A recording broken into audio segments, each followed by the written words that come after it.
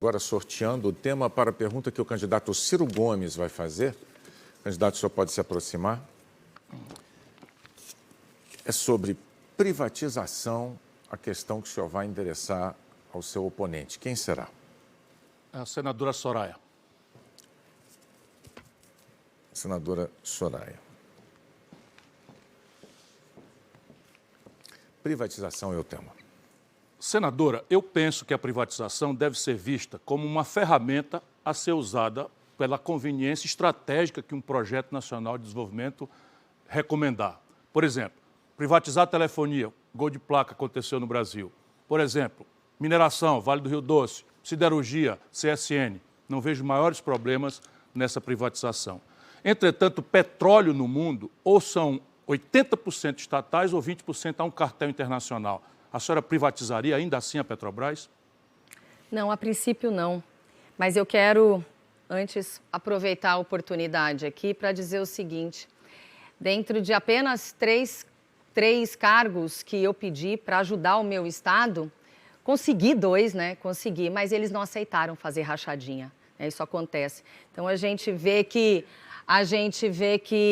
temos questões complicadas, né? E, Capitão Contar, você está me devendo essa, depois de muita pressão, como sempre é, né? Até para comprar vacina, para ter gratidão com o pessoal que apoia ele, tem que ser assim, ó.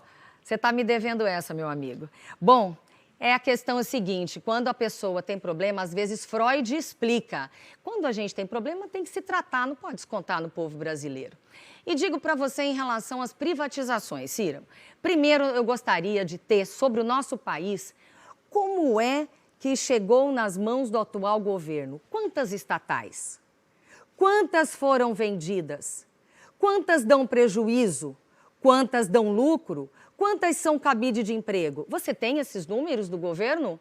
Você tem essa transparência? Então, antes de falar em Petrobras, que é uma empresa de economia mista, que dá lucro e que tem muitos investidores, muitas pessoas têm ações, a atividade é importante para o nosso... Quem sabe?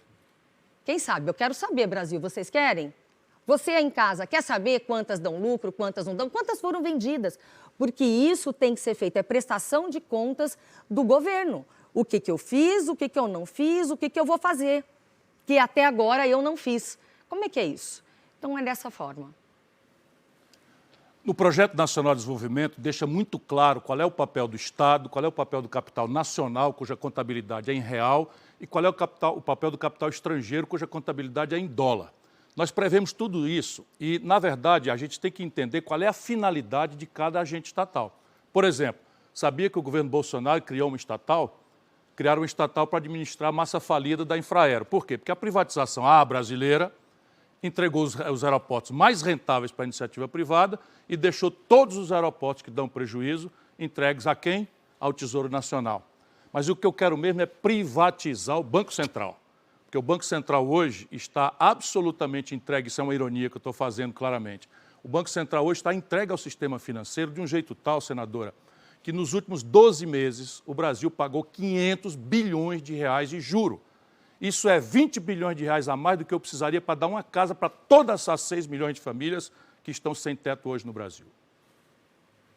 Sua tréplica, candidata. Pois é. E aí a gente fica, quando se fala em bancos, quando se fala em juros, falou-se muito do posto Ipiranga, que tem essa é a gasolina batizada, gente. Batizada mesmo. Foi uma mentira, né? Não trouxe a economia de mercado liberal que nós precisamos. Porque se tivesse trazido, nós não teríamos apenas 5 bancos aqui.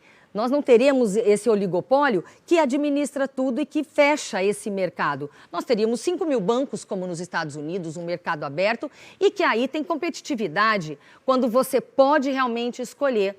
Infelizmente, esse é o mercado liberal da pessoa de direita. Direita.